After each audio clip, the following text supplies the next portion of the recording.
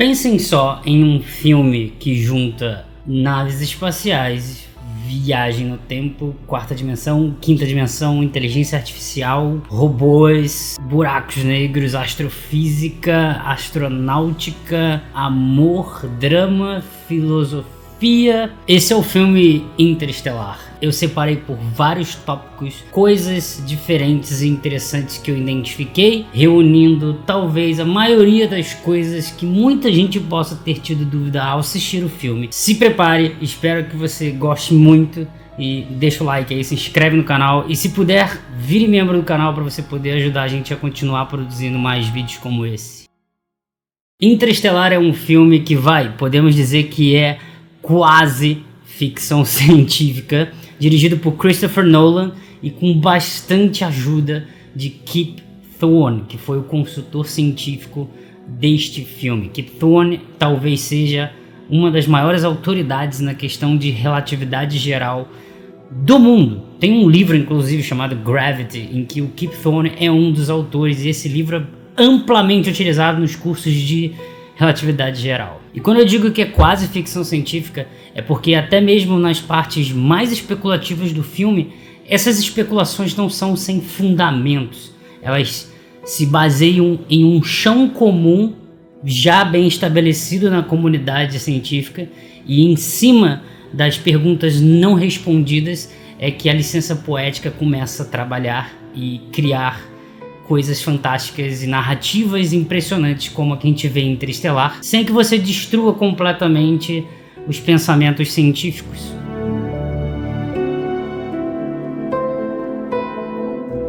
Bem no início do filme, lá na cena do café da manhã, temos a pequena Murphy com um lander que ela mostra pedindo para consertar e tudo mais, e ela diz que não foi ela que quebrou. O irmão dela chega a zoar com fantasmas e tudo mais, e ela diz que o fantasma derrubou da estante e que tem derrubado livros. Daí o irmão xinga ela e tal, tem toda aquela discussão, e ela diz que se chama Poltergeist e que havia pesquisado. Cooper, o pai dela, diz que o que ela está dizendo sobre Poltergeist não é científico. E a Murphy diz que o pai dela sempre fica dizendo que ciência é você admitir o que não sabe. E ela tem razão. Ele até desdenha um pouco, mas depois volta e explica pra ela direitinho. Pra mim esse é um dos melhores diálogos do filme. Ele diz exatamente assim: não me diga que tem medo de fantasmas. É preciso ir além. Registre os fatos, analise-os, entenda os motivos e apresente suas conclusões. Eu já assisti esse filme diversas vezes e não tem como, cara, toda vez nesse início esse diálogo me impressiona muito, porque é algo que eu vivo pensando sobre as coisas que as pessoas falam de acontecimentos sobrenaturais. Eu não sei se vocês já perceberam, mas os relatos sobrenaturais e tudo mais que as pessoas gostam por conta de todo o mistério envolvido, eles nunca avançam. As pessoas não querem entender o processo, o mecanismo de como as coisas funcionam. Elas reduzem todo o intelecto que elas têm a simplesmente acreditar ou não. E na minha cabeça o que o diálogo expõe é extremamente incrível. Significa que, beleza, se poltergeist existe e se fantasmas existem, as perguntas não acabam, elas só aumentam. Do que é feito o fantasma? Como que atravessa a parede? É matéria? É física? É eletromagnetismo? É o que? Como é que é o processo, o mecanismo? Como se dá as forças? Sabe? É entender como as coisas funcionam e não simplesmente por quê ou pra quê, ou até mesmo a existência ou não de algo.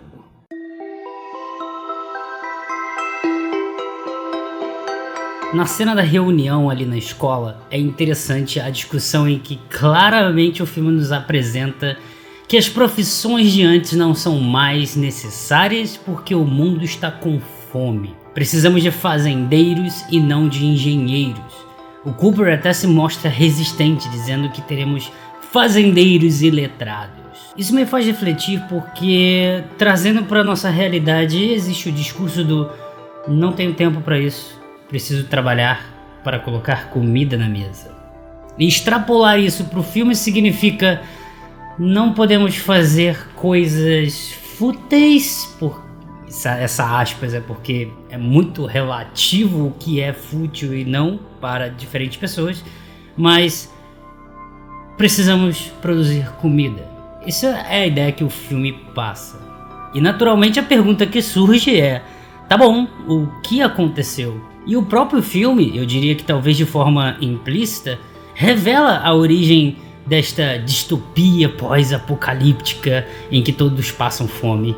É o aquecimento global, mudanças climáticas. E meu irmão, não importa o que eu acho ou o que você acha sobre isso, existem sinais claros acontecendo no nosso mundo atualmente que são inegáveis. Os potenciais efeitos futuros do aquecimento global, embora alguns já estamos vendo exatamente agora, incluem incêndios florestais mais frequentes, períodos mais longos de seca em algumas regiões, aumento no número, duração e intensidade das tempestades tropicais, ciclones, etc., mais secas, ondas de calor, mudanças nos padrões de precipitação, da chuva mesmo. E espera-se inclusive que o Ártico se torne essencialmente livre de gelo no verão antes de 2100. Até o próximo século podemos sofrer um aumento de 1 a 3 graus Celsius. E muita gente talvez não tenha feito uma conexão fundamental com o ecossistema para dizer: ah, beleza, Jaime, poxa, são só 1 ou 3 graus de diferença na temperatura.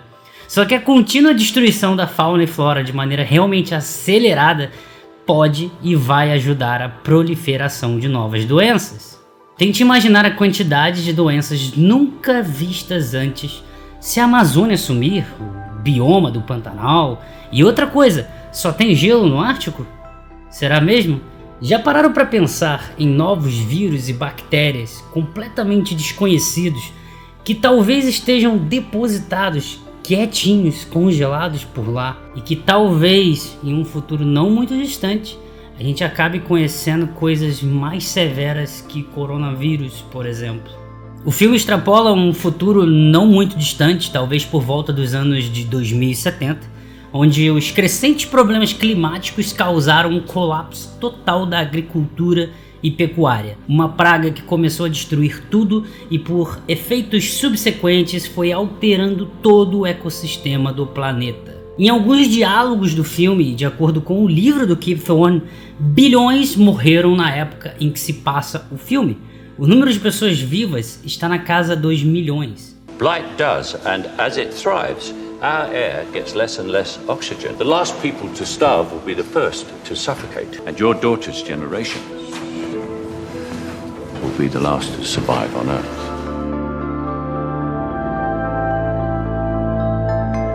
Ainda nesta cena da reunião na escola, o que mais me chama a atenção é quando a professora Hanley vai falar sobre a Murphy, que é a filha do Cooper, sobre o livro que ela trouxe para a escola. Claramente um livro sobre a história da exploração espacial, e ela diz que esses livros foram corrigidos.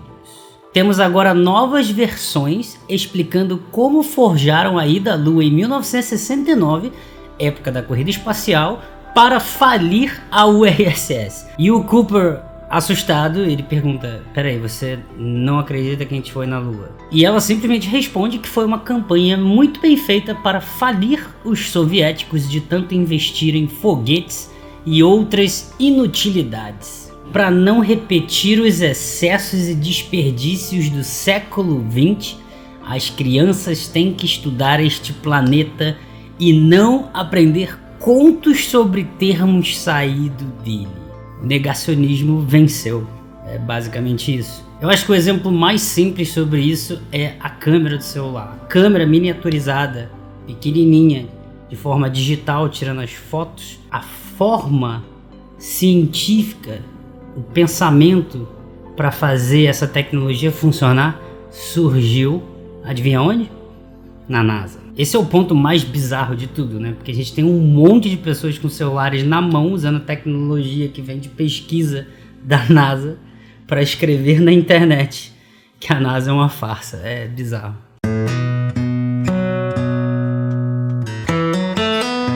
Quando Cooper acorda dentro da NASA, ele dá de cara com o TARS, que é um robô de inteligência artificial muito interessante, bem cômico e talvez uma das coisas mais legais do filme, na parte de engenharia pelo menos. Na verdade o filme mostra 4 robôs, né? Plex, Casey, TARS e o KEEP. Não tem muitos detalhes, embora a gente possa pelo menos enxergar que eles andam de 3 maneiras diferentes.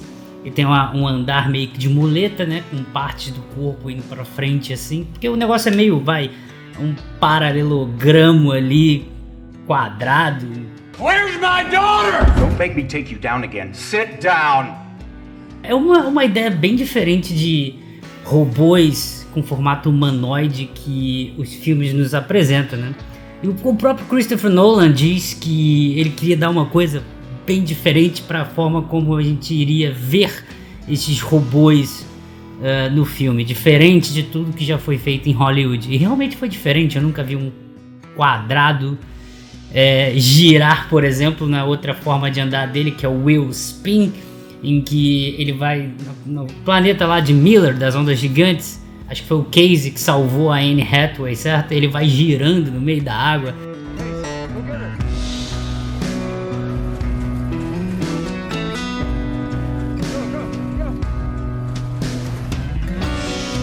Uma coisa que vem na cabeça é, beleza, do que esses robôs são feitos? Porque vai ter um desgaste natural, principalmente por conta da quina, dos vértices ali, vamos dizer, das pernas deles. Liga de titânio, fibra de carbono, níquel, cobre junto com não sei o que. Como é que é esse negócio? Como é que funciona a bateria? Eles sempre ficam ligados ou precisam de manutenção? Tem uma maneira de você ajustar as características de personalidade dos robôs, né? Então você altera a honestidade, você altera inclusive o humor desses robôs. São bem interessantes de se pensar como inteligência artificial. E eles eram utilizados, segundo a narrativa do filme, pelo corpo de fuzileiros navais, né? Antes do dissolvimento das forças armadas nos Estados Unidos, e então depois eles passaram a ser auxiliares dos funcionários da NASA, algo desse tipo. Additional customization. Humor, 75%. Confirmed. Auto self-destruct, T-minus 10, 9. Let's make that 60%.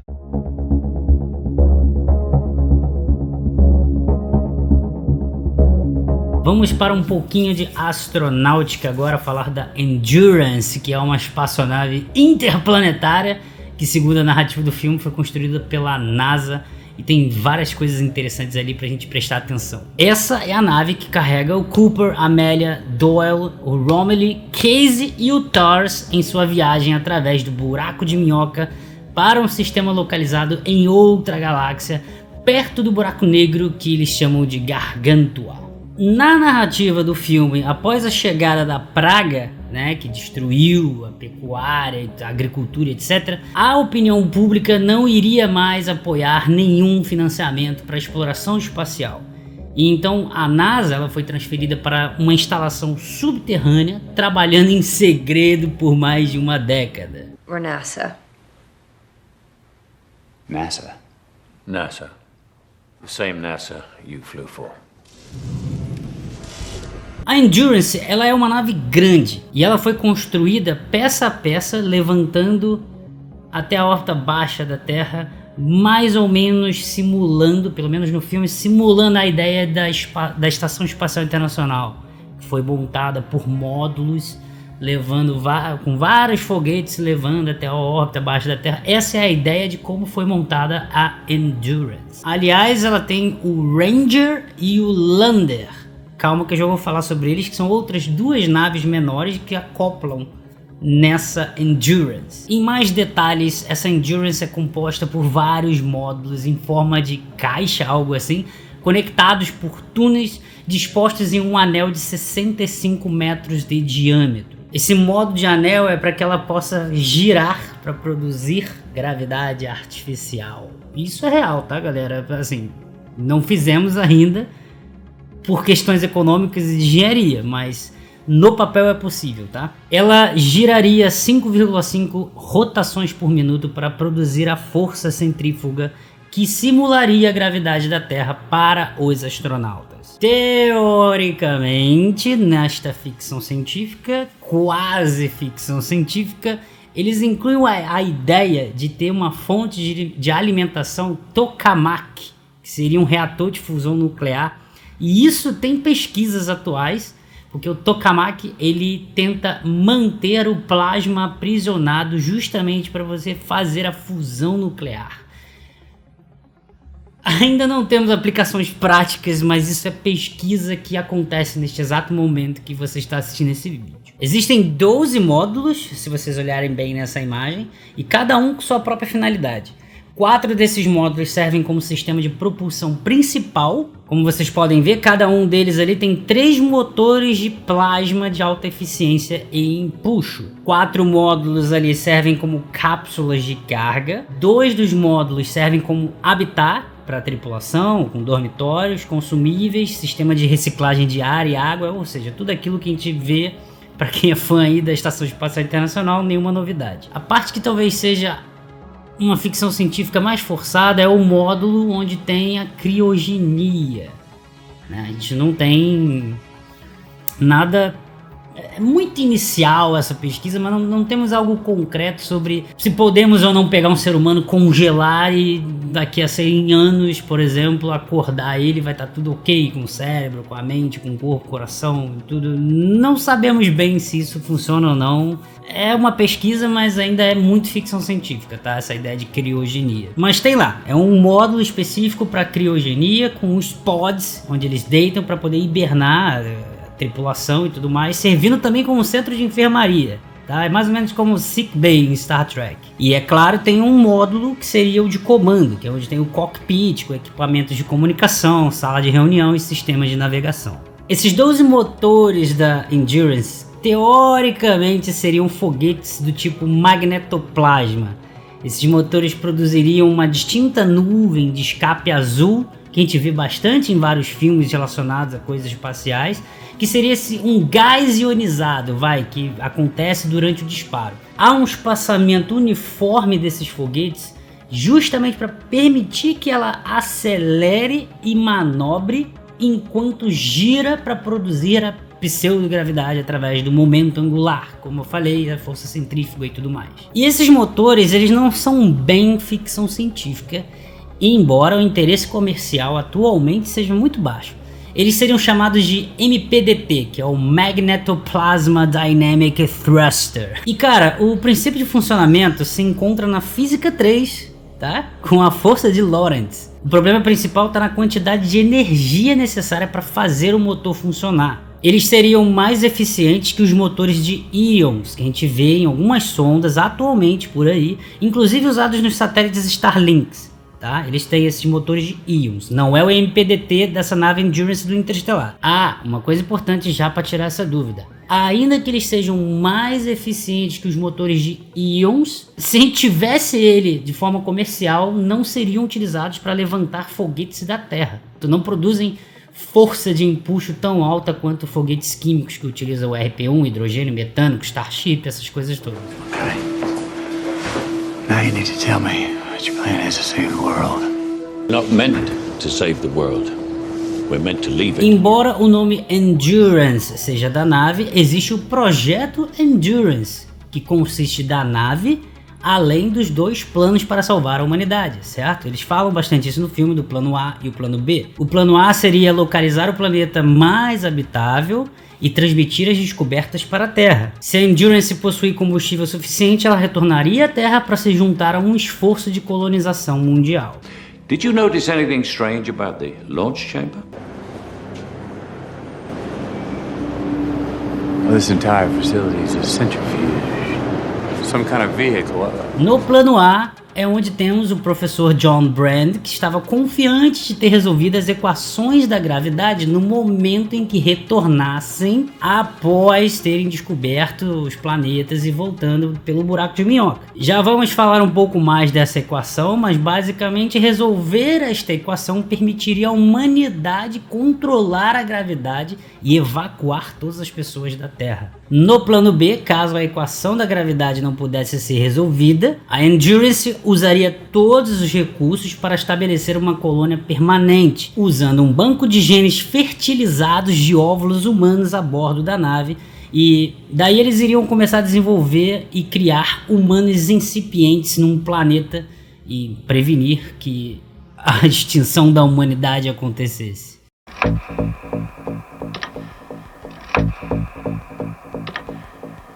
Ainda no mundo da astronáutica interestelar, temos mais dois tipos de naves, que seriam os Rangers e os Landers. E o Ranger seria uma espaçonave um pouco menor, ela faz docking, ela faz acoplagem na Endurance grandona, tá? O Lander também. Mas seria mais para exploração, como por exemplo no planeta de Miller, quando eles descem lá com a navezinha, o planeta das ondas gigantes, eles estão usando um Ranger. This is fast for atmospheric entry. Should we use the thrusters to slow? No. I'm gonna use the Ranger's aerodynamics, save some fuel. Air brake.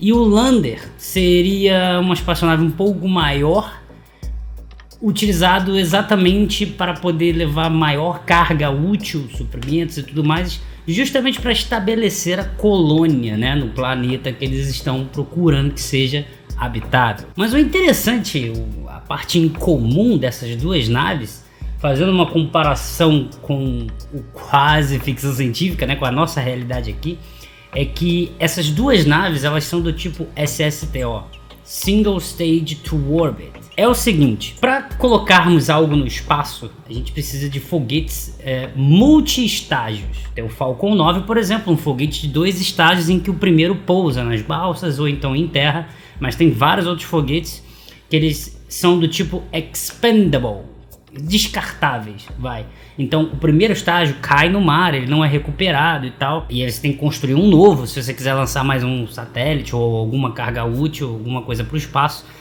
E essas naves, a ideia de ser single stage é que é um estágio. Então é a nave que possui motores em que você liga eles, você leva, imagina um avião, é basicamente decolar e sair da Terra.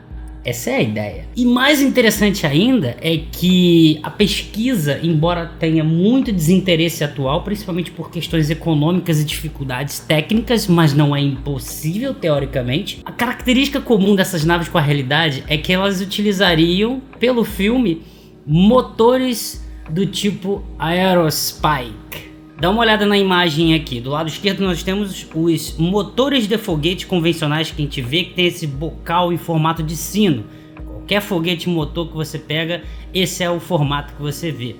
E no Aerospike, olha como é que é diferente o modo como é organizado ali e vai acontecer a combustão. Teoricamente, grandes quantidades de combustíveis seriam economizadas nesses motores Aerospike, além de maior eficiência para força de empuxo, etc e tal. Novamente repito, não tem bastante interesse atual econômico nessa coisa, embora eu acho que talvez existam programas espaciais militares em segredos com pesquisas desse tipo de coisa, além de, por exemplo, propulsão nuclear. Alguns exemplos notáveis, caso vocês queiram pesquisar, de projetos do tipo Aerospike, incluem, por exemplo, o Skylon, Lockheed Martin X-33 e o Roton. Peguem esses nomes e joguem na internet aí para vocês darem uma olhada.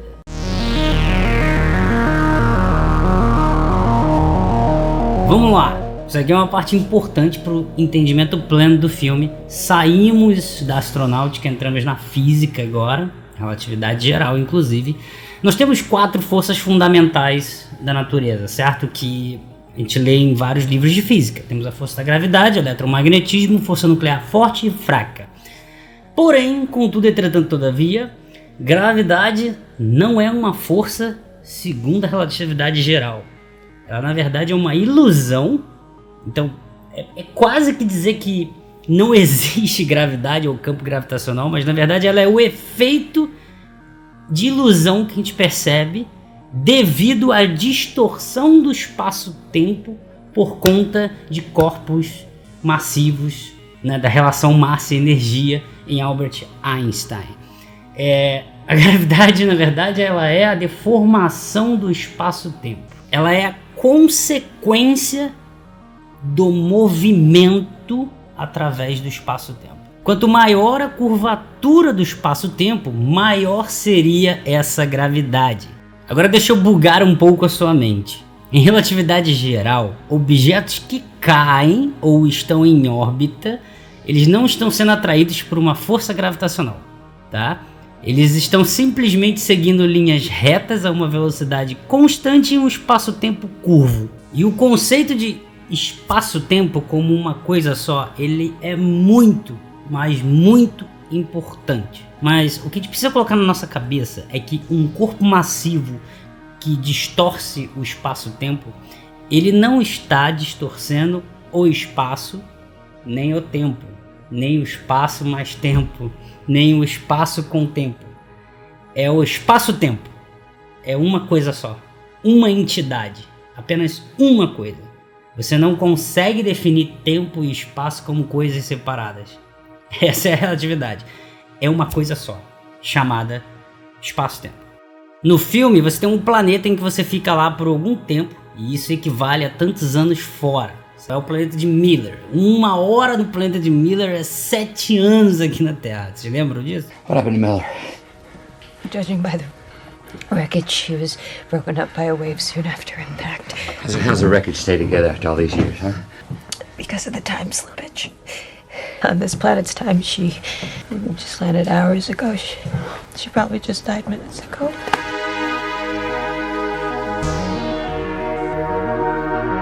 Claro que para uma medida específica você precisaria dos dados para calcular exatamente quanto tempo leva para um observador e o outro. Algo que o filme não passa, mas o conceito está corretíssimo. E inclusive no livro do Kip Thorne ele dá os dados de como você calcular a distorção, que seria essa dilatação temporal que acontece entre o planeta de Miller e o tempo aqui na Terra. Eles estão em um planeta que está orbitando um local bem deformado do espaço-tempo por conta do Gargantua, o buraco negro. Isto é bem louco isso, mas todos os experimentos mostram que isso realmente acontece. Então essa parte da dilatação do tempo, que é uma espécie de viagem para o futuro, ela não é só possível teoricamente, como ela de fato acontece em experimentos. Se isso já deixa a gente louco, pense na contração do comprimento, que é algo que também é difícil, velho. É muito contraintuitivo. A velocidade da luz é igual para todos os observadores. E todas as leis da física funcionam e são iguais para todos os referenciais inerciais. Os postulados da relatividade de Einstein. Cara, essas duas coisas criam doideiras bizarras, mas incríveis, como por exemplo a contração do comprimento. Dentro de um trem, você pega uma régua de 30 centímetros e compara, por exemplo, com um observador fora do trem, que não está sendo acelerado, e basicamente o tamanho da régua de 30 centímetros da pessoa de fora vai ter um tamanho diferente da régua de 30 centímetros que está dentro do trem. Cara, é louco demais, velho. A régua muda de tamanho. Esse conceito do filme está correto. Duas formas que você tem de fazer a dilatação temporal, em que o tempo passa devagar ou mais rápido, comparando dois observadores. Basicamente, você tem dois observadores e cada um tem um relógio medindo o tempo. E o relógio passa mais devagar ou mais rápido, dependendo do que esses dois estão fazendo. As duas maneiras ou pela velocidade ou pela gravidade. Gravidade como distorção do espaço-tempo. Então, se você estiver num espaço muito distorcido, próximo de um buraco negro, o tempo vai passar mais devagar para você em relação a alguém que está fora. Você tem que definir, não se esqueça que você tem que definir a posição dos dois, tá? É espaço-tempo, tá? Você não pode definir só o tempo ou só a posição para acontecer a dilatação temporal. Você tem que definir um referencial. Não se esqueça disso. Se você correr muito rápido, né, próxima velocidade da luz e tal, você também tem o tempo passando mais devagar para você.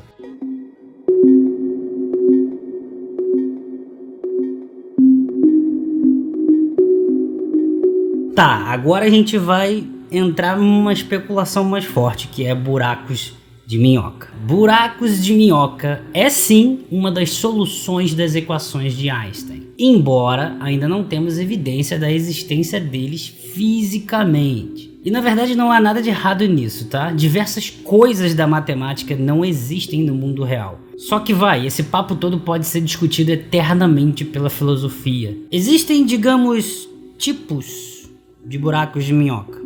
Esse que tá no filme e o que a gente ouve bastante falar são os tais buracos de minhoca descritos como pontes de Einstein-Rosen, tá? E a ideia original seria que tem duas bocas, né? E aí essa boca, vou botar em aspas aqui, que na verdade são duas esferas. Um lado seria buraco negro, outro lado seria buraco branco. Então você tem um buraco negro ali em que nada escapa, nem mesmo a luz, por conta da forte deformação do espaço-tempo, porque força gravitacional não existe. E do outro lado você teria o buraco branco que só sai as coisas e na verdade nada entra. Só que eu já vi trabalhos, por exemplo, em que tentam colocar dois buracos negros dos dois lados do buraco de minhoca. E além disso temos também os buracos de minhoca, que seriam os euclidianos, o nome que eles dão. E isso vai para física de partículas, e aí entra em teoria das cordas e tal, que é uma outra coisa bastante embrionária no sentido de pesquisa, cara. Assim, ninguém bateu um martelo, nem que é possível, nem que é impossível. Enquanto estamos batendo esse papo aqui, você está assistindo esse vídeo, pode ter certeza que alguém no mundo está estudando isso, escrevendo artigo para ser publicado em revista científica. Não é algo definitivo ainda. Uma das ideias é que poderíamos ter esses buracos de minhoca primordiais no início do universo e que devido ao esticamento do espaço-tempo, né, o espaço-tempo sendo esticado devido à energia escura, essas coisas todas, esses buracos de minhoca poderiam crescer e aí estão por aí existindo em algum lugar. Daí tem outras pesquisas que dizem que eles seriam instáveis e qualquer tentativa de atravessar fechariam instantaneamente, porque o próprio espaço-tempo tentaria fechá-lo rapidamente. Então, tem também a ideia das cordas cósmicas, que seria uma maneira de manter um buraco de minhoca aberto. E essas cordas cósmicas é uma espécie de rachadura do universo. Isso vai lá para teoria das cordas. Aí vocês procurem aí Brian Greene no YouTube, que vocês vão ver algumas ideias de divulgação científica interessante em relação à teoria das cordas, que já é algo bem mais complexo de matemática para compreender plenamente.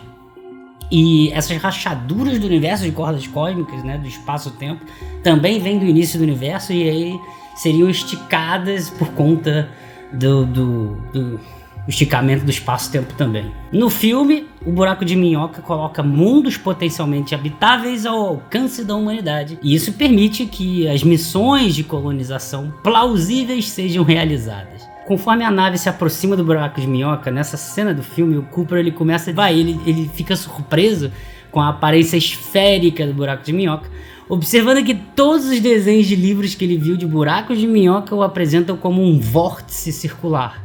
E aí tem até um diálogo interessante, né? O Romilly explica que o que está acontecendo é que o universo está sendo representado em duas dimensões e, portanto, uma esfera seria representada como um círculo. E o Romilly ainda continua dizendo que buracos de minhoca funcionam dobrando o espaço ao meio e permitindo que o objeto viaje de um lado do buraco de minhoca para o outro instantaneamente, representando esse conceito de dobrar uma folha de papel ao meio, empurrando o lápis através do papel, que é algo que você provavelmente já viu na internet a galera fazendo como uma analogia para explicar, certo? E calma, se você ainda não entendeu isso, calma, que eu vou falar sobre dimensões e eu acho que vai ficar mais claro.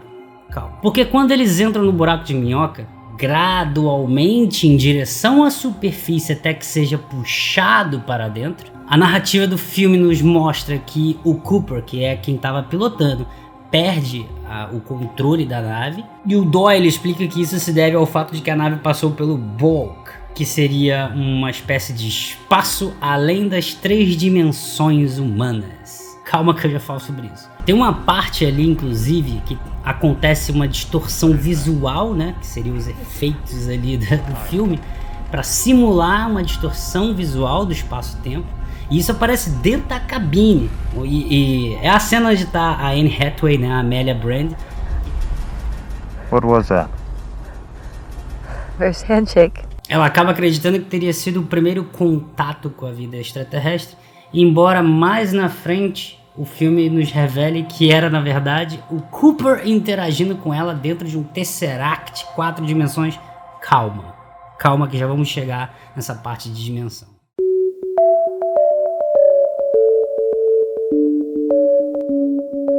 Antes da gente falar sobre as dimensões, primeiro vamos dar um pequeno tour sobre Gargantua, que é o buraco negro de Interestelar do filme. Eu fui atrás pesquisar lá no Kip Thorne e pelos cálculos dele, Gargantua tem cerca de 100 milhões de vezes a massa do Sol, e isso o coloca na categoria de buraco negro supermassivo, da mesma maneira que temos, por exemplo, o supermassivo Sagitários A, estrela no centro da nossa galáxia Via Láctea. Além disso, o Kip Thorne acrescentou ao buraco negro um momento angular máximo, e isso cria inclusive um arrasto no espaço-tempo ao redor dele, né, enquanto ele vai girando. Vários dos efeitos visuais foram atenuados severamente em comparação com a aparência real. No entanto, a animação de Interestelar para um buraco negro é a que mais se aproxima, porque nunca foi vista antes dessa maneira. Agora,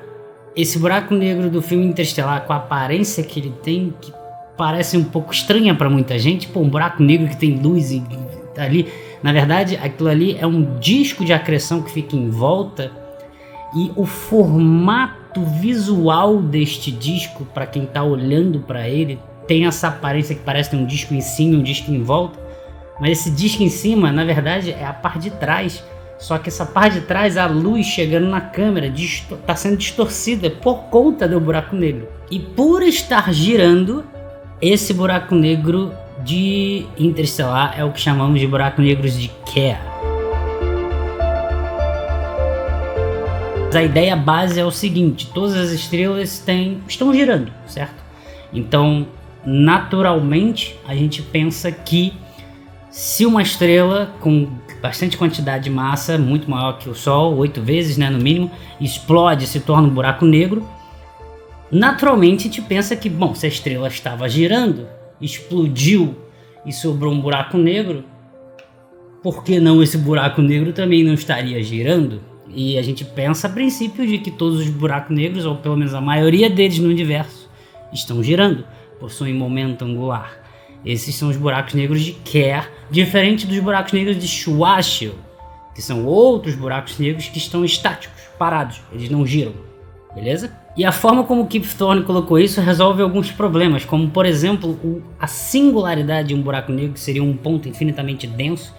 No buraco negro de Kerr é um anel de singularidade, então você pode fugir da singularidade.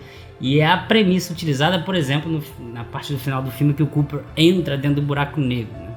Outra coisa é que pelo fato de ele estar girando muito rápido, é possível você ter órbitas estáveis para ter planetas próximos ali. Essa é a justificativa do Kip Thorne. Outra coisa que o Kip Thorne explica, que é interessante, é que os planetas que eles estão visitando, você vê que ele tem luz, né? O planeta está iluminado e tudo mais e tal. E aí você pode pensar, mas e a radiação e tal? Aquele disco de acreção que fica girando em torno do buraco negro, ele na verdade é um disco de acreção frio, vou botar em aspas aqui, mas na verdade tem a temperatura da superfície do Sol.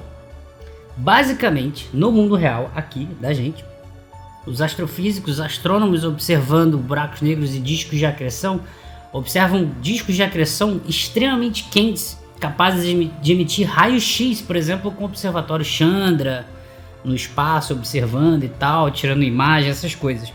Mano, raio-x é muito energético.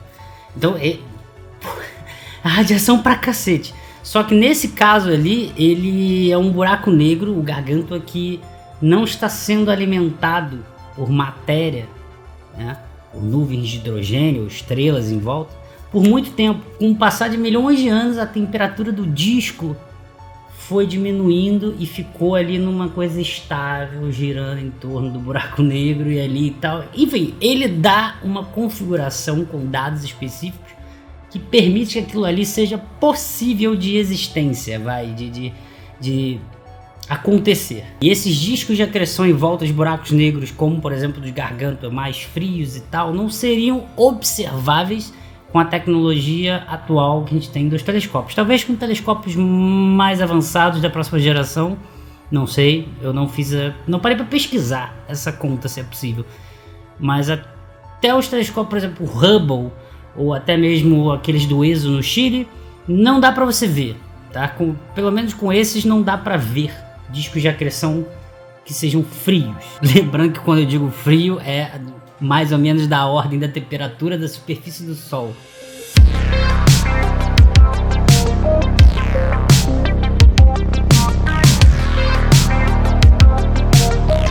E galera, buracos negros não são buracos como ralos, sabe? Buraco de rua, assim. Porque o buraco de rua que você tá vendo, ele tá em 2 dimensões. Um buraco em 3 dimensões, ele é uma esfera.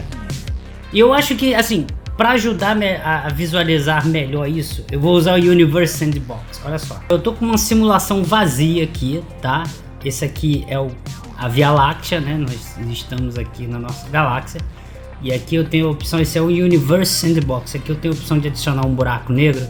Eu vou colocar aqui como 10 milhões de vezes a massa do Sol, beleza? Ele vai ficar aqui, ó.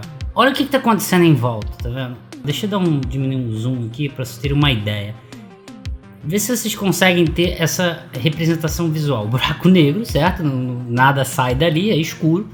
Só que olha o que acontece com as luzes das estrelas de fundo. Ó, vou passar, eu tô virando só aqui a câmera do jogo, do simulador. Eu tô passando pela linha divisada onde o buraco negro tá na frente da Via Láctea. Tá vendo? Ele não tá exatamente lá nas estrelas. Mas olha o que ele faz. Ele distorce a luz que tá vindo lá de trás das estrelas e passando na minha linha divisada do buraco negro. Tá vendo? Deixa eu adicionar uma estrela aqui e botar um em órbita ao outro pra gente ter uma ideia melhor do que tá acontecendo. Eu coloquei uma estrela e tirei aqui da simulação só pra vocês terem uma ideia. Aqui essas luzes mais vermelhas é o material que tá aqui em volta do buraco negro. Eu vou colocar essa estrela a mais ou menos 30 anos-luz de distância. 29 ponto alguma coisa. E aí, ó, ela tá girando em torno do buraco negro. Deixa eu acelerar aqui o tempo para vocês verem a órbita. Ó, e isso aqui que eu queria mostrar para vocês, tá vendo? A estrela, olha de cima. Veja de cima. Tá vendo? É a estrela girando em torno do buraco negro. Beleza. O buraco negro, na verdade, também tá girando aqui. Tem um centro de massa, né? Em que os dois estão girando, mas parece que tá parado. Mas a ideia que eu quero que vocês tenham visual é o seguinte: tá girando, você tá vendo a estrela? Ela não tá sendo deformada do jeito que a gente tá vendo aqui a essa distância do buraco negro. Agora eu vou mudar a linha divisada, ó. Se eu colocar assim, ó, olha o que acontece, tá vendo? A estrela tá passando na frente do buraco negro e agora atrás, ó. Olha o que acontece com a luz da estrela. Repare que não é a estrela que está sendo deformada, mas é a luz dela passando na frente e chegando aos nossos olhos. É a mesma coisa, por exemplo, com um telescópio. Essa é a ideia, tá vendo? Olha lá, ó. E no caso do Interestelar, eu acho que tem uma opção de eu fazer isso aqui. Anéis aqui, ó, de 2, 4 raios, mas eu teria que editar aqui, eu tenho que aumentar o número de... Vai travar o PC. Deixa eu adicionar um outro buraco. Sagitário é a estrela, que seria o da nossa galáxia, que é a Via Láctea. Aqui, ó, tô adicionando anéis ao Sagitário a estrela, ó. Vai travar pra cacete. Mano, tá travando meu PC, mas reparem que agora, ó, eu descendo aqui, virando, ó, essa é a ideia que aparece lá no Interestelar, tá vendo, ó?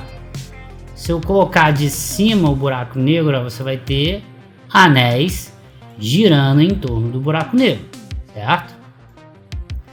Só para simular aquele disco de acreção. Se eu desço a linha divisada, que é mais ou menos o que a gente vê, eu vou comparar aqui com a imagem do buraco negro lá no Interestelar, olha lá, ó.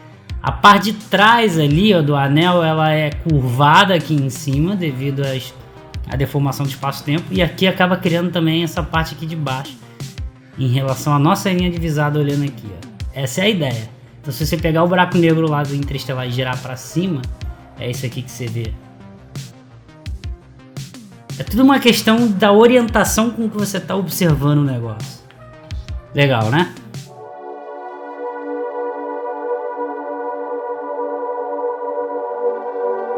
Então vamos lá, chegamos finalmente no assunto da quarta dimensão e da quinta dimensão. E olha, quando eu falei que ia fazer o vídeo do Interestelar, lá no direct do Instagram, a maior dúvida que muita gente mandou era sobre o entendimento desta quarta e quinta dimensão. E é um pouco confuso.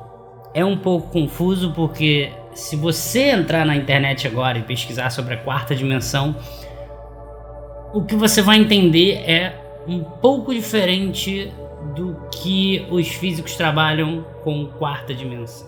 Vamos lá, olha só. E ainda tem a quinta. Calma, vamos do começo. Já vivemos em um mundo de 4 dimensões, segundo a teoria da relatividade geral. Essa quarta dimensão, ela é fusionada nas 3 dimensões espaciais. E essa quarta dimensão, que o pessoal chama de dimensão temporal, ela é, na verdade, tratada de forma geométrica na matemática, no modelo matemático de 4 dimensões, de tal maneira que ela se torna uma dimensão espacial na matemática.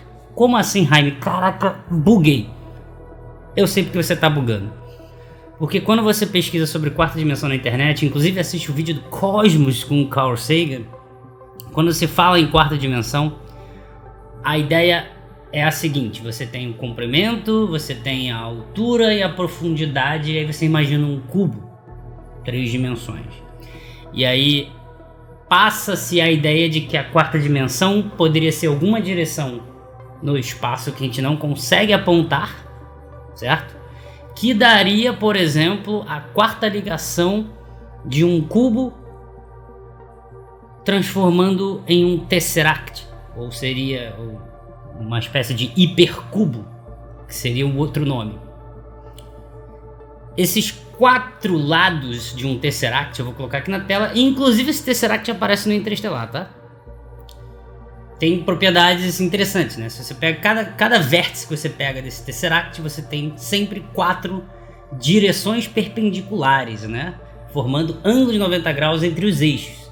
Então, da mesma maneira que como os vídeos de Carl Sagan e outros explicam a quarta dimensão, que nós não temos acesso, fazendo uma analogia com Flatland, né? Que é um livro muito bom, procurem aí, Flatland. Que é a ideia do seguinte: imaginem seres de 2 dimensões que não têm acesso a cima e baixo. Eles só enxergam frente, trás, esquerda e direita. Certo? Esse frente, trás, esquerda e direita é o único, são as 2 direções no espaço que eles têm acesso, esses seres de 2 dimensões. Então, se eles estão vivendo dentro de uma casa e tem uma cadeira dentro dessa casa, você e eu, como seres de terceira dimensão, poderíamos tirar essa cadeira de dentro da casa e colocar do lado de fora, e para eles seria mágica, porque eles não conhecem o que é cima e baixo. E da mesma maneira, fazendo analogia para a quarta dimensão, se nós temos, sei lá, um cofre com dinheiro dentro, seres de quarta dimensão poderia tirar o dinheiro desse cofre sem arrombar o cofre. Poderia tirar o coração de dentro do seu corpo sem perfurar o seu corpo. Poderia tirar o tumor de um cérebro sem precisar abrir a sua cabeça.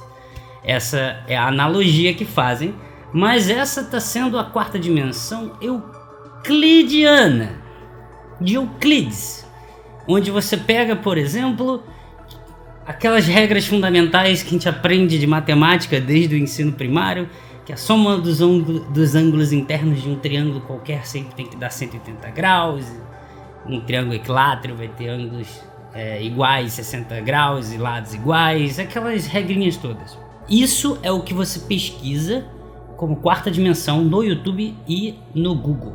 E aí o que se torna confuso para muita gente é que embaralha um pouco tentar compreender a quarta dimensão do espaço-tempo em relatividade com Einstein com essa quarta dimensão que o pessoal fala do tesseract de seres de quarta dimensão, que é o que você mais vê na internet. E vamos lá. Primeiro de tudo, qual é a unidade de medida que a gente pode usar para medir, por exemplo, direções no espaço? Vamos pegar aqui, vai. Comprimento, altura e profundidade. o comprimento em metros, só para unidade de medida aqui, metro, comprimento, altura, metro, profundidade, metro. A quarta dimensão, por exemplo, no espaço de Minkowski, que descreve matematicamente, através da geometria, o espaço-tempo sem curvatura, ou seja, ela é na relatividade especial do Albert Einstein, sem curvatura, sem considerar a gravidade, a aceleração. A quarta dimensão, que é o tempo, ela é fusionada de modo a se transformar em espacial para trabalhar na matemática. Como isso? Porque a quarta dimensão não é o tempo, ela é CT, é a velocidade da luz vezes o tempo. E aí se você pega a velocidade da luz com a unidade de medida metro por segundo, e o tempo é segundo, e multiplica essas duas unidades, o segundo corta com o segundo e sobra o quê? Metro. Então você tem comprimento como metro, altura metro, profundidade metro, e a quarta dimensão temporal CT é metro. Então, é isso que confunde. E aí a quinta dimensão, trabalhando ela como espacial, aí sim você teria um tesseract, ou pelo menos a tentativa de utilizar relatividade geral para descrever um espaço-tempo de 5 dimensões, sendo 4 delas espaciais. A quinta também espacial, mas é aquela ideia do tempo vezes a velocidade da luz. E nas equações você nem vê o C, porque na verdade o C ele é tratado como igual a 1, então só aparece o T e não CT. Embora em alguns diagramas, vou colocar um aqui na tela, diagrama 2D, por exemplo, para fazer análise de forma mais simplificada na matemática, você tem lá em cima VT ou CT, que é exatamente a dimensão do tempo, em função de uma dimensão espacial, que é o eixo X ali. Então, recapitulando, no mundo que a gente vive, ele já é de 4 dimensões. Pelo menos o mundo descrito pela teoria da relatividade, ok? Um mundo com 5 dimensões seriam as 4 da relatividade geral, mais essa quinta espacial, onde a gente pode, por exemplo, descrever um tesseract com curvatura. Além disso, você tem coisas mais absurdas, como por exemplo a teoria das cordas, que exige mais dimensões espaciais. Você tem as supercordas, que seriam 10 dimensões espaciais. Você tem a teoria M, que é a unificação de várias teorias das cordas, que seriam 11 dimensões. E ainda tem uma outra que tem 26 dimensões. Mano, no filme do Interestelar, quando você tem o buraco de minhoca, aqui que vem um grande entendimento pra gente. Quando você tem um buraco de minhoca como uma esfera, e essa ideia de dobrar o espaço-tempo, que a maneira que a gente tem de tentar compreender isso é através de diagramas de 2 dimensões, que a gente vê como uma espécie de buraco, dobrando a folha de papel, furando essas coisas todas. Na verdade, o que você pode pensar é que essa esfera, que é a entrada do buraco de minhoca, você acessa ela e passa por esta quarta dimensão, onde você está atravessando por um atalho ou espaço-tempo. É essa a ideia. Como a gente não consegue conceber a ideia de uma quarta direção, já que eu não consigo apontar qual seria a quarta dimensão, a única maneira que a gente tem de poder passar essa ideia para outros seres humanos é diminuindo uma dimensão espacial para explicar no papel. Então é como se seres da quarta dimensão estivessem vivendo na terceira e nós estivéssemos vivendo na segunda. E aí nós, na segunda, explicando para outros seres humanos da segunda, diríamos que o buraco de minhoca conecta 2 espaços tridimensionais. Eu espero que eu tenha melhorado um pouco o seu entendimento sobre as dimensões. E aí essa passagem pela dimensão superior para atravessar o espaço-tempo pelo buraco de minhoca é o que no filme, e inclusive em cosmologia, nas áreas de estudo, eles chamam de bulk. E aí, no filme, eles chamam de The Bulk Beings, os seres da dimensão superior, que você pode chamar assim, que seriam, teoricamente, os seres que criaram o buraco de minhoca e têm acesso, né, às leis da natureza que a gente não conseguiu chegar ainda. E pelo filme, os seres ensinam a humanidade a controlar ou pelo menos entender melhor as leis da natureza. Então, mais uma vez, para poder a gente fixar essa ideia, porque ela pode parecer confusa. Quarta dimensão, quando você pesquisa na internet, tem a ver com o Tesseract, que seria uma quarta direção espacial, onde, por exemplo, em um cubo que tem 3 lados com 3 vértices perpendiculares, fazendo ângulos de 90 graus entre x, y e z, que seriam as 3 dimensões, em um hipercubo você teria uma quarta direção perpendicular. E isso geraria o Tesseract. A gente não consegue apontar essa quarta direção, ok? Não dá. A quarta dimensão, pela teoria da relatividade, é o fusionamento do tempo em uma geometria. Beleza? A gente trabalha a quarta dimensão, CT, como espacial dentro da relatividade. E, como bem vocês sabem, a teoria da relatividade tem vários testes que confirmam que ela ainda é a melhor teoria para descrever o universo da grande escala. Ainda tem a quântica. Quinta dimensão seria um modelo matemático de 5 dimensões que tenham 4 dessas de espaço-direção que a gente está apontando, junto com, por exemplo, o Tesseract, a ideia do Tesseract, mais a do tempo. Preste atenção, toda vez que você vê uma foto dessa aqui na internet, representando um buraco de minhoca para atravessar o espaço-tempo, que é a analogia da folha, preste atenção nessa foto. Quando você olhar para isso, o que você tem que compreender é que você tem que se imaginar em um espaço-tempo de 2 dimensões em que você não tem acesso à terceira dimensão, que seria cima e baixo, igual no Flatland dos seres de 2 dimensões. E aí esse buraco de minhoca em 2 dimensões dá acesso a essa terceira dimensão para poder chegar a um outro ponto do espaço-tempo de 2 dimensões. Essa é a maneira que você tem que interpretar isso. E aí, se você quiser trazer para o mundo das 3 dimensões espaciais, comprimento, altura e profundidade, um buraco de minhoca, como no filme do Interestelar, é uma esfera que, quando você entra nela, você passa pelo mundo do Tesseract, do hipercubo, das 4 dimensões espaciais, e chega em outro ponto do espaço-tempo. Então, da mesma maneira que seres de 2 dimensões nessa representação aqui de buraco de minhoca não consegue apontar cima e baixo, e para eles seria pular nesse buraco e cair em outro lugar do espaço-tempo, da mesma maneira a gente não consegue apontar a quarta direção espacial, do qual a gente entra num buraco de minhoca e chega em outro ponto do espaço-tempo. Mas, porém, contudo, entretanto, todavia, buracos de minhoca atravessáveis que permitam com que a gente pudesse passar por ali e chegar em outro ponto do espaço-tempo, nas palavras do Kip Thorne, tudo indica que as leis da física proíbam que esses buracos de minhoca atravessáveis existam. Mas ninguém bateu o martelo ainda, então é uma extrapolação com licença poética de forma fundamentada e interessante que o filme nos apresenta, e é por isso que eu chamo, e na verdade muita gente chama, de uma quase ficção científica.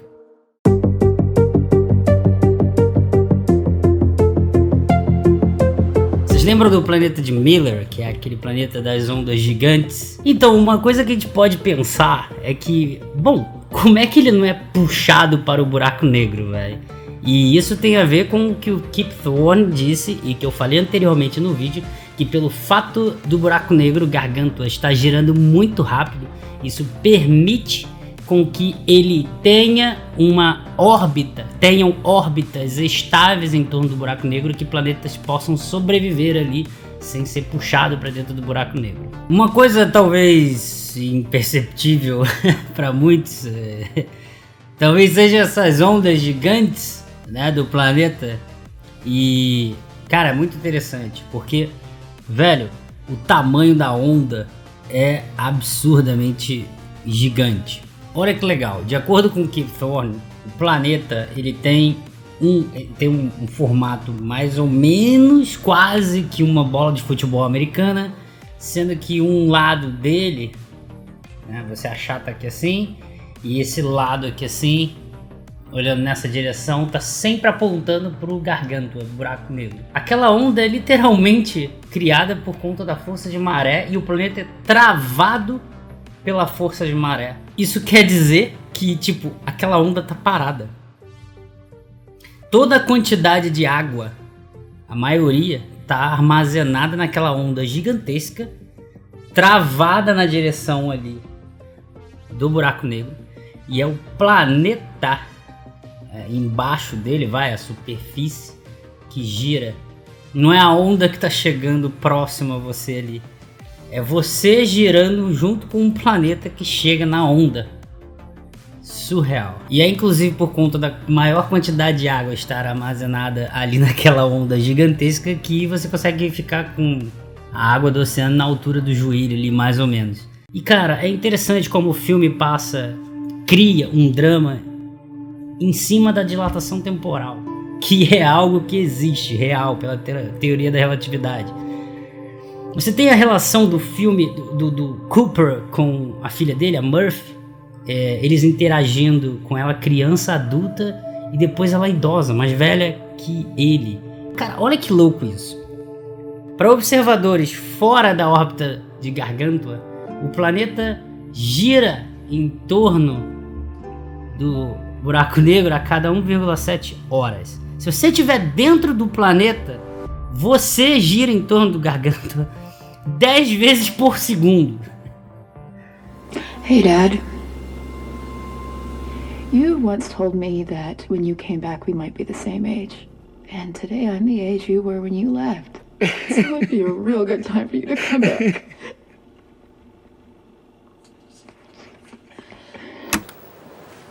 Pera, olha só, conteúdo extra. Tô gravando este vídeo no momento em que estou editando ainda a versão final do vídeo que vai pro YouTube do filme Interestelar. Olha só, eu estudo astrofísica, tá? Só que além disso, eu sou youtuber, certo? E como youtuber, a gente procura, pelo menos acredito que a maioria deles, estudar edição de vídeo. E olha o que eu percebi exatamente agora no momento que estou editando. Seguinte, existem vários tipos de cortes que você utiliza na edição de vídeo, na montagem, na decupagem, enfim, em todo o processo de filmmaking para cinema.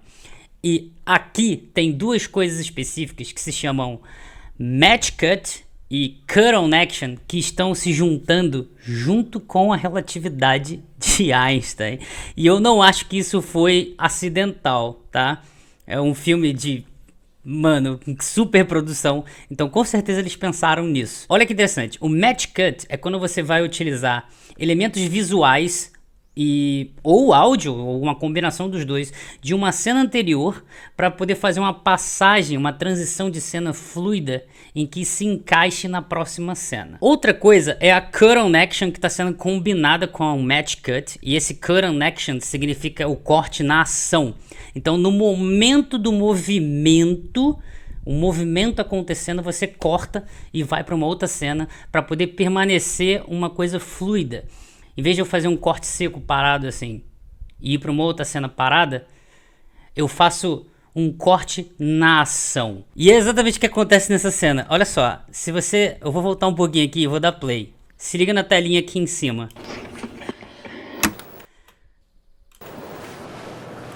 Repararam? Tipo, o Cooper está vendo uma gravação lá da Endurance, da filha dele. E no momento que na gravação, que o Cooper tá vendo, vai desligar a câmera que tá gravando ela. Olha aqui, ó. Essa é a transição aqui, ó. Cut on Action, corte na ação, no movimento, junto com o Match Cut, tá? Só que, olha que interessante, mano. Aqui é uma cena pra mostrar o drama da dilatação temporal, certo? Então, esse vídeo, ela gravou há 23 anos atrás, ele está vendo 23 anos no futuro, e o corte, além de ser um corte Match Cut e Cut on Action, está sendo um corte de tempo, porque a cena dela gravando é 23 anos atrás. Surreal, velho, esse filme, na moral.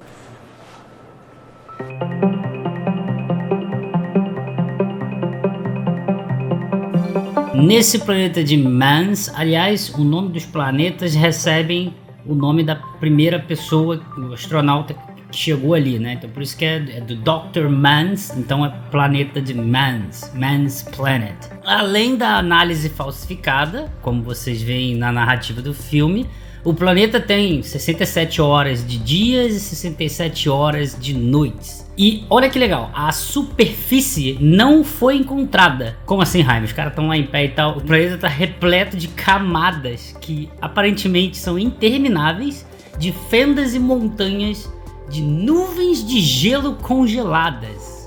A gravidade do planeta é de 80% da gravidade da Terra, mas faz tão frio que até as nuvens ficam congeladas, que fazem parecer montanhas. Isso tudo você vê no filme, inclusive é nessa parte do filme que tem aquela briga ali e tal. O cara, o Dr. Man rouba um dos Rangers, né, dos Landers, acho. E aí depois ele vai fazer o docking, né, com a Endurance, a acoplagem, explode, tem aquela coisa toda e tal. E cara, embora o planeta tenha água e uma atmosfera, a maior quantidade é de amônia, e isso torna o planeta mortal para você conseguir respirar, né? Por isso que você vê a galera lá sempre de traje espacial andando por ali nessa parte desse filme. Mas olha que louco você imaginar explorar um planeta como esse, em que você não achou a superfície do planeta, você tá andando pelas nuvens congeladas.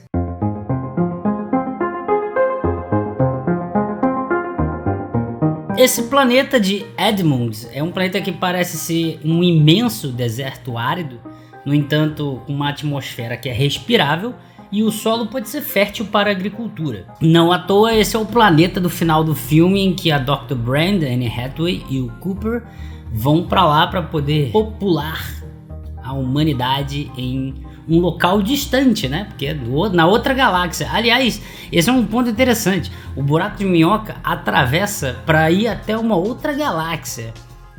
É meio estranho pensar isso, porque tipo, a Via Láctea já tem bilhões de estrelas.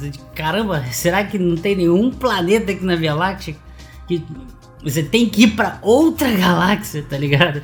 Isso é uma coisa que às vezes foge à nossa compreensão, e inclusive para a ficção científica também é negligenciado muitas das vezes. Perceba, em Star Trek, só para fazer uma analogia, em Star Trek todas as histórias, ou pelo menos com exceção da Star Trek Discovery, que tem multiverso, né?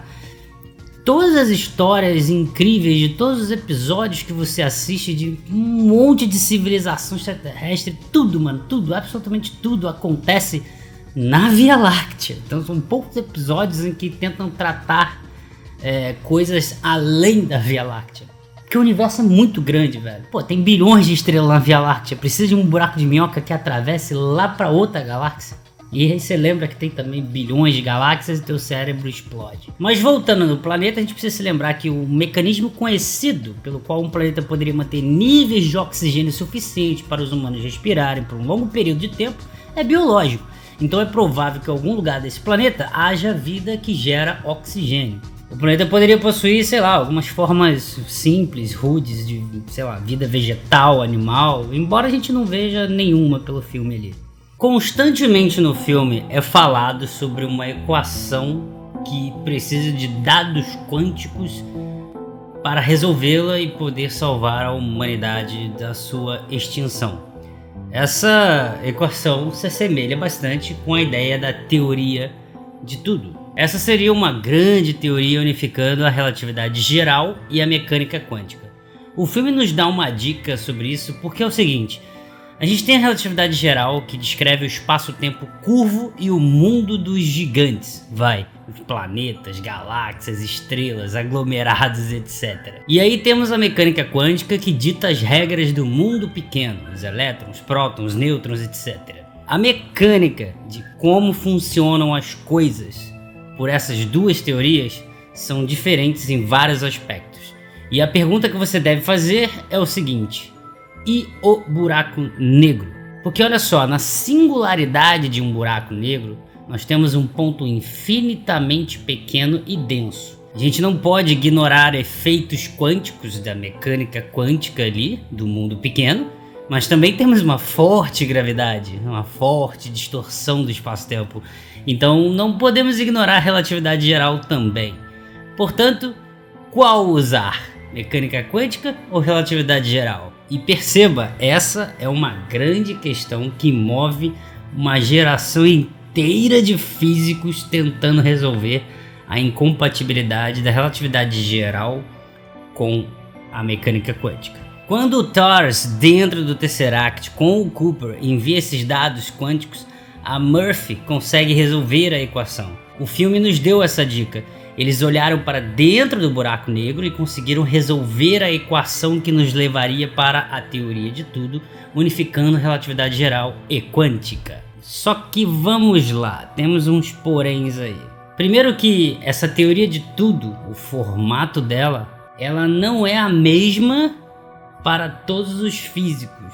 Você tem, por exemplo, a teoria das cordas como uma tentativa de unificar tudo, mas também tem as supercordas, tem a teoria M, sabe, tem formatos diferentes.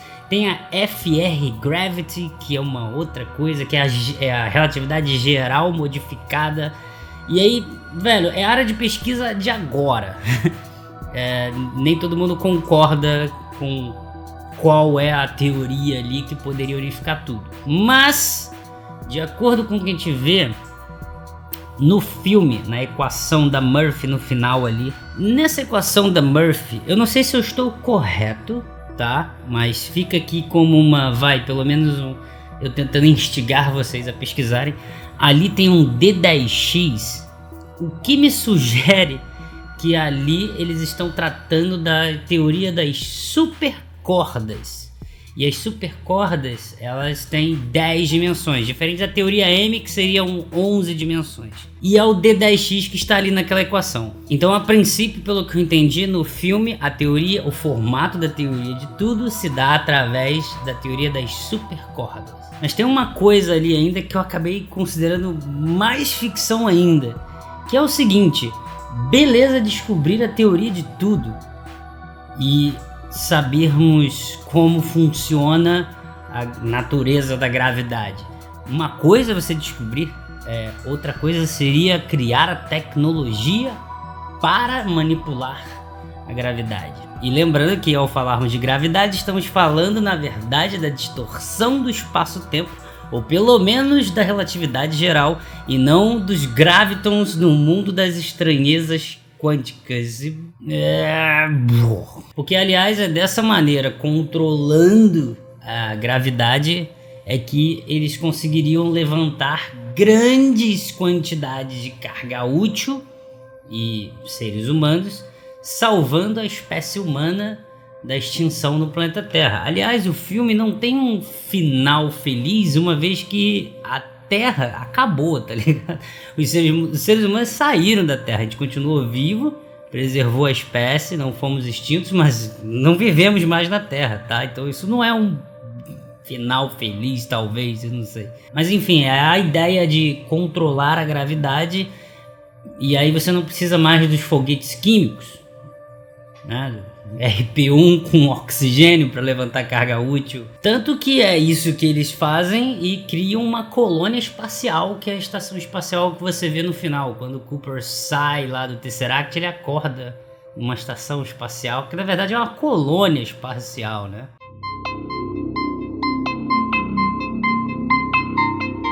Essa é a Cooper Station.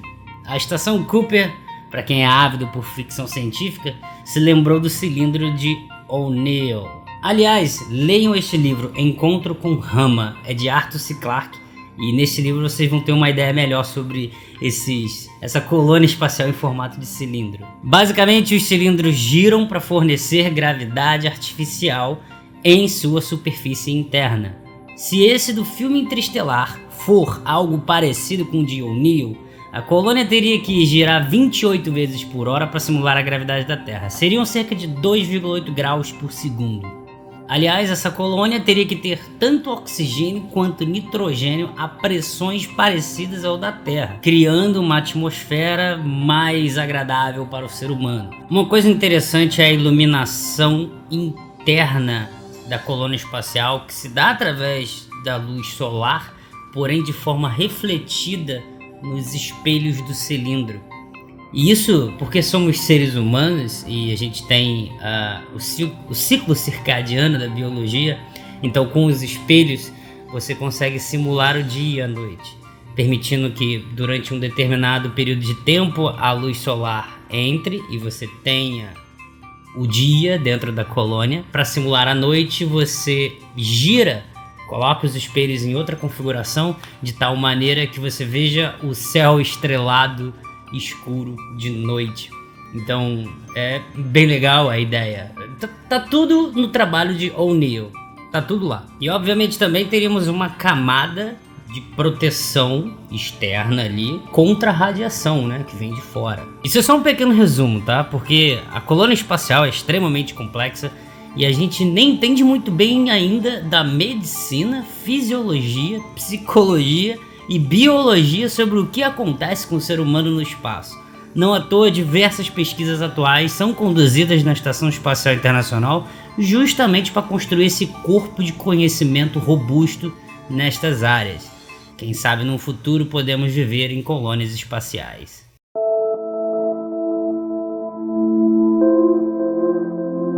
Bulk Beings, que seriam os seres da dimensão superior. Pode traduzir dessa maneira, o Bulk, dimensão superior, sem usar misticismo, tá? Essa talvez seja a parte mais emocionante do filme, é o final dele, e levanta diversas perguntas interessantes e um paradoxo. Eu identifiquei um paradoxo, acho que várias pessoas identificaram esse paradoxo, não consegui resolver ainda e acho que não tem solução. Ou então pode ser que eu esteja enxergando e interpretando o filme de uma forma errada. Quando eles estão dentro do Tesseract, o Cooper e o robô lá, o TARS. O Cooper, ele chega à conclusão especulativa de que o buraco de minhoca foi colocado lá por humanos do futuro para garantir a sobrevivência de sua espécie e conseguir acesso aos dados quânticos necessários para completar a equação lá.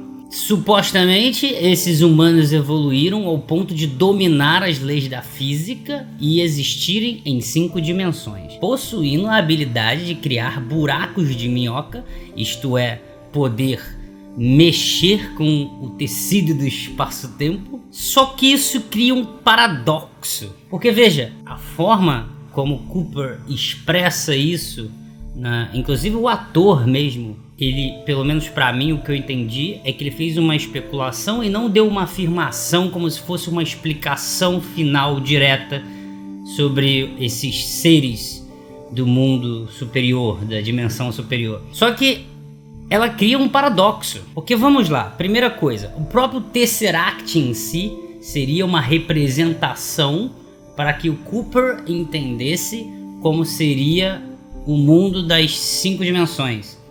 Que, aliás, eles também têm o poder de criar esse Tesseract no espaço-tempo. E tem também o poder de conseguir enxergar o tempo não como linear. E veja, você não está nem viajando no espaço-tempo, você está fora da dimensão temporal, podendo olhar o presente, o passado e o futuro.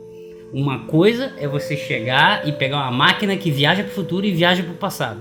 Outra coisa é você pegar uma máquina ou sei lá o que te coloque para uma dimensão onde você veja todas as possibilidades de passado, presente e futuro, tá ligado? De uma outra dimensão. É surreal isso. Então eles não enxergam o tempo como linear, ele tem acesso ao passado, presente e o futuro. Por que cria um paradoxo? Porque veja bem, não faz sentido seres humanos avançados no futuro mandarem uma mensagem de como salvar a espécie, porque ela teria que ser salva antes para chegar no futuro e ter a possibilidade de mandar essa mensagem de volta. Deu para sacar o paradoxo? Se existem seres humanos avançados no futuro, então a humanidade ela já foi salva. Então isso exige que, para que esse paradoxo seja resolvido, que pelo menos existam diferentes universos com diferentes, na verdade com pessoas iguais, porém com destinos diferentes. E aí, por exemplo, um desses universos decidiu salvar o outro universo. É a única maneira que eu consigo encontrar de resolver esse paradoxo. Só que ainda assim tem outras perguntas que surgem. Por quê? Pra quê? Qual seria a motivação? Por que salvar a humanidade? É uma pergunta pra gente refletir. Só que essa ideia de multiverso criaria mais problemas ainda. E cara, aqui a gente tá no mundo mais especulativo possível da ficção científica. Mas a gente criaria mais perguntas ainda. Porque, beleza, se foi um universo tentando salvar o outro universo. Quando eu digo universo, falando a humanidade, nós de um universo tentando salvar um outro universo que iria entrar em extinção, os seres humanos. Isso exigiria que... O que impede de existir infinitos universos paralelos? E aí, eu vou salvar todos? Eu vou salvar 2? Não, só esses 10 aqui. Aquele ali, aquela humanidade ali tá meio goiabada. Não vou salvar aqueles ali não. Sabe, cria uma ideia meio estranha que dá um nó na nossa cabeça. Coloquem nos comentários o que vocês acham disso. Mas sempre quando tem viagem no tempo, tem esses paradoxos, cara. É surreal. Esse paradoxo, ele é exatamente o mesmo que a gente vê em A Máquina do Tempo. Tem um filme de 2002, A Máquina do Tempo é uma história lá de George Wells. Mas tem 2 filmes, né? O filme mais novo de 2002 é que a galera não curte. O Alexander, ele cria uma máquina do tempo para poder voltar no tempo e salvar a sua noiva amada que morreu durante um assalto. E todas as vezes que ele tenta salvá-la, ela morre de maneiras diferentes. Exatamente para preservar o princípio da causalidade, né? Causa e efeito, em que o efeito não pode ser antes da causa. Essa é a ideia. Então, esse é o paradoxo.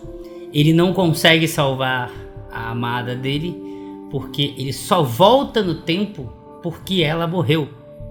Porque se ela não tivesse morrido, ele não teria criado a máquina do tempo para voltar no tempo e poder salvá-la. Essa é a ideia do paradoxo. Outra maneira de resolver esse paradoxo que eu pensei aqui é que, em vez de você considerar multiversos, você poderia considerar algo mais simples, que seria a existência de outros seres conscientes e que seriam capazes de compreender e no mínimo, que eu digo, se comunicar de uma maneira mínima com nós, seres humanos, que pudessem compreender a gente. Parece resolver o paradoxo, porque aí sim, uma outra civilização olhou ali os seres humanos, curte esses caras aqui, vou salvar eles da extinção. E aí ensinou a gente a teoria de tudo lá, criar buracos de minhoca, entrar num Tesseract, etc e tal. Ouça-me quando digo que o amor não é algo que inventamos, é observável e poderoso, tem que significar algo. Talvez signifique algo mais, algo que ainda não possamos entender. Talvez seja alguma evidência, algum artefato de uma dimensão superior que não podemos perceber conscientemente. Amor é a única coisa que somos capazes de perceber que transcende as dimensões de tempo e espaço.